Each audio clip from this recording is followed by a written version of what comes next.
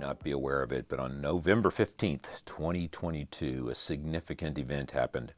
And that is, it was estimated the world's population reached 8 billion.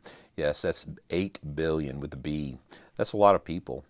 Now, when we read that type of news, many of us respond in different ways. And obviously, in a world where there's hunger and challenges and wars, a growing world has to have some level of concern.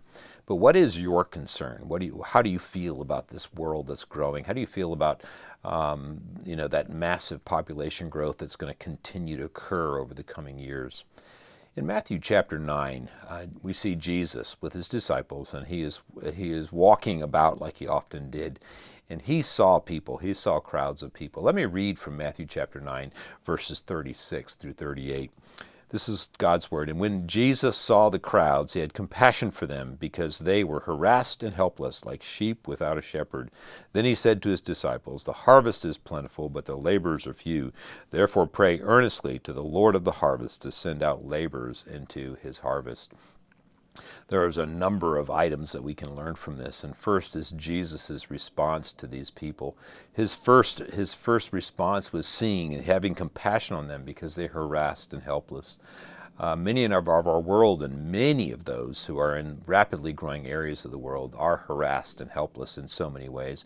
But mostly they're harassed and helpless because they have not been saved out of the kingdom of darkness and into the marvelous light through Jesus Christ. They have not come to know Christ. Second of all, what we see Jesus do is he tells his disciples to pray. He sees this vast field of people as a harvest. It's a field that's ready to be harvested. And when we think of the fall is a time of harvest. And Jesus sees all these people who are ripe for the gospel. And I will say in the same day as we are here, that the field is ripe unto harvest. In many ways, there's not a better day to share the gospel than there is now. With technology and ease of travel, we can be part of that harvesting. But thirdly, Jesus also told his disciples to pray. He knew that just the 12 of them would not be enough, that there would have to be a whole lot more harvesters to get the work done.